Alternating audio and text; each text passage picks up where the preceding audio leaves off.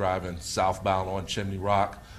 We know for a fact that it eventually made its way down to the 6700 block of Atwell, which is the Mark 5 apartments, and looks like the vehicle tried to turn into the parking lot, but it actually crashed into the wall.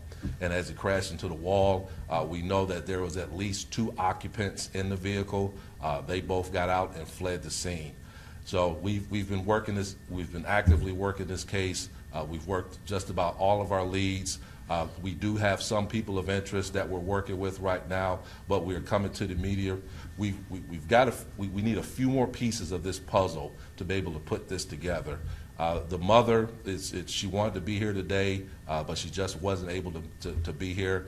I've been in contact with her over the course of the year, and her daughter was 19 years old, but she was kind of the breadwinner for the family because she's taking care of 4 other siblings as well as her mother. So her loss is tremendous. So we're coming to you guys right now, hopefully through Crime Stoppers. Someone is out there right now that is familiar with this crash that could just give us a phone call down to the police station, 713-247-4065, and just tell us what you saw, what you know. If you know somebody that knows something or know somebody that knows somebody that knows something, to just please give us a call.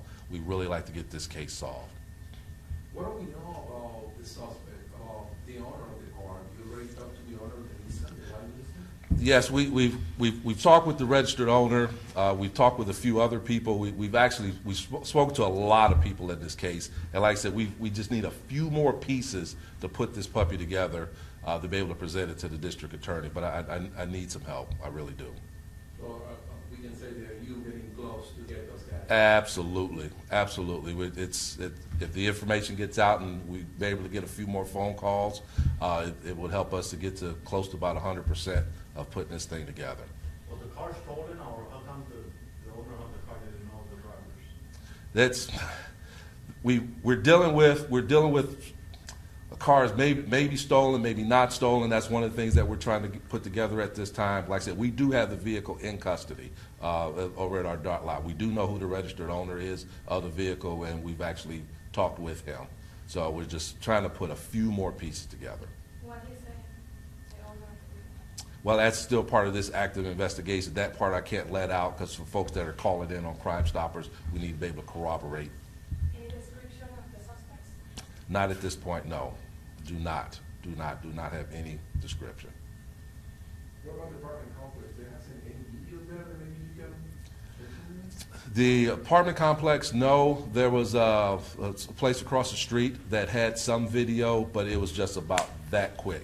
And we weren't even able to just do our video lab to be able to slow that down to even look at who's in the vehicle. And that time of morning, it's between dusk and dawn, so it's still a little dark, so no, weren't able to get a good picture on there. Can you talk to me about Diana? She was 19 years old. She was working. She's a mom. Not a mom. She's not a mom. She's just the oldest sibling, and her mother.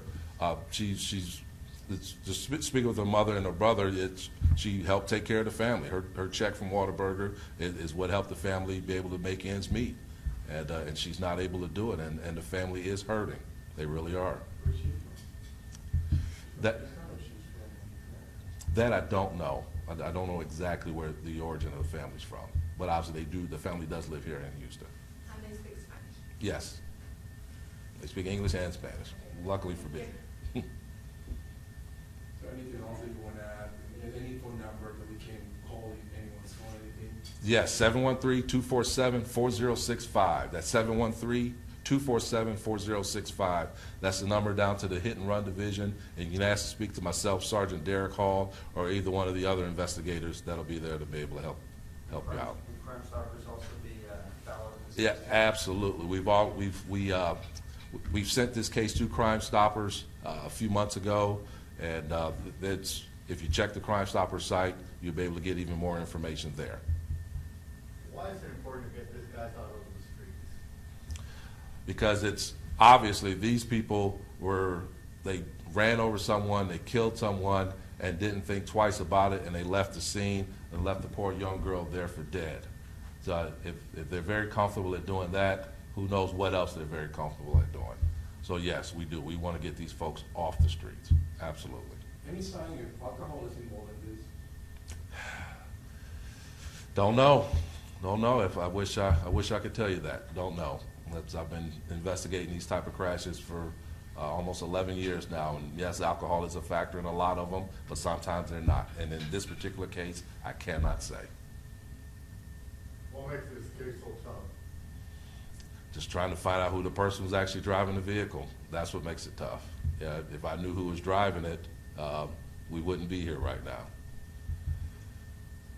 Can you talk a little bit about hit and run accidents and why you should stay on the scene? The reality is a lot of cases, a lot of crashes that we investigate, if people actually stayed on the scene, they wouldn't actually be found at fault in the crash. A lot of times it's the other party, the other person that's actually the causation of the crash. Just the law states that you have to stay and either exchange information or make sure you render aid, make sure you call 911 to get an ambulance en route. That's, you know, it's just a human thing to do it. It's the legal thing to do. It's just a human thing to do.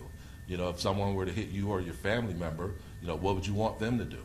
You know, you want to make sure that they're able to get, you know, be able to call for help and stay and be able to trust us enough that we would do our investigation to determine whether or not you were at fault in the crash.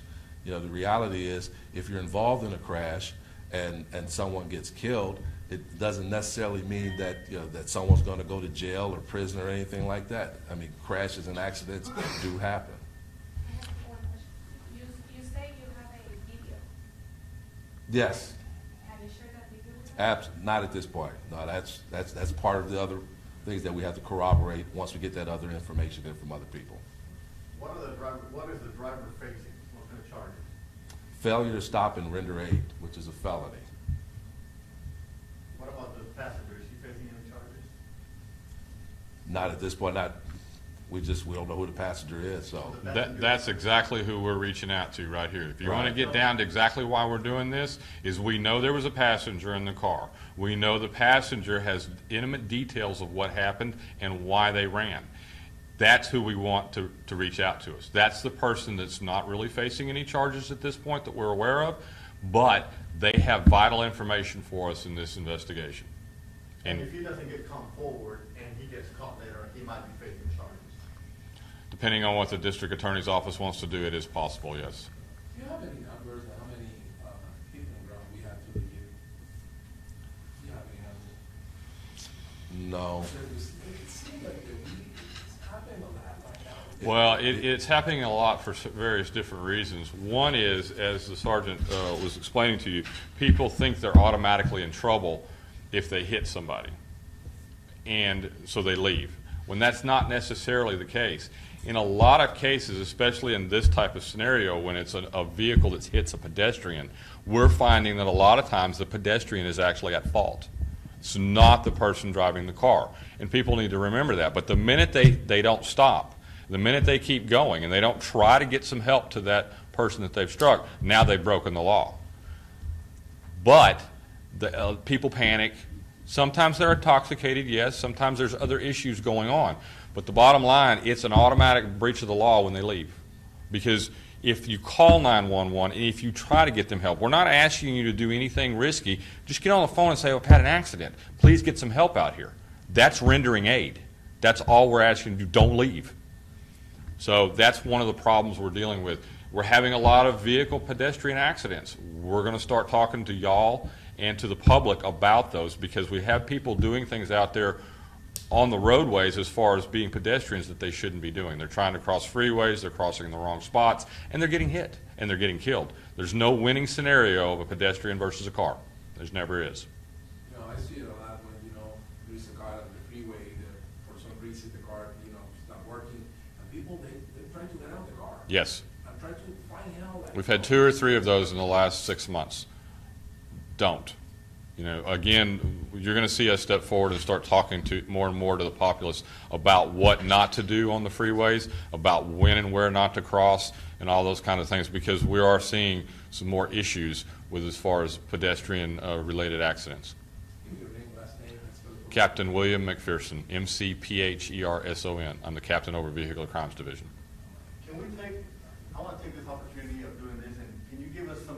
about what not to do, so we can. As far as pedestrians, I would start with the number one. Do not ever try to cross the freeways on foot. Any time of day or night. It is almost impossible to get across any of the Houston freeways on foot ever, because you can't judge the distance, you can't judge the speed, and most importantly, the drivers are not looking for pedestrians of any kind to try and cross for the freeway. So they're not looking for that. They're looking for what other cars are doing, whether they're stopping or starting. The last thing they're looking for is somebody on foot. So I will tell everybody in Houston, don't ever try to cross the freeways on foot. Next, use crosswalks. It's a simple thing. We've been hearing about it since we were little bitty kids going to school. People are used to seeing people in intersections. They're used because they know that's where the crosswalks are. If you try to cross a roadway here in Houston with all of the issues that we know drivers are dealing with, the high level of traffic, we know the cell phones are an issue. They can create a distracted driver situation. We know all this is going on. We know the radio's on. We know there's all kinds of things going on. But people are used to seeing people try to cross at crosswalks at intersections, so they're more cautious. If you back up 100 yards, one side or the other, they're not expecting to see you. And that's where we're seeing a lot of our pet accidents that are not on the freeways. About 100 yards prior to or 100 yards after the intersection, that's where we're seeing them, because the motorists are not expecting somebody to step out in front of them, especially if they're stepping out in between cars, which has happened a lot too. So really, as a pedestrian, if you'll just follow the simple rules of crossing at crosswalks and don't get on the freeway on foot, I think you'd see a drastic drop in our fatalities involving motorists and pedestrians. Those are drivers. Drivers need to be more attentive. Bottom line is there's a ton of distractions in the modern world when it comes to driving a vehicle, between all of the stuff that are put in vehicles now, between the cell phones that we all carry multiple of. My recommendation to all drivers is drive, do nothing but drive, pay attention to driving, and let everything else come after you get out of the car. And I think you'll see, one, less accidents in general, and two, definitely less accidents involving motor vehiclists and pedestrians. Anything else, guys? Appreciate it.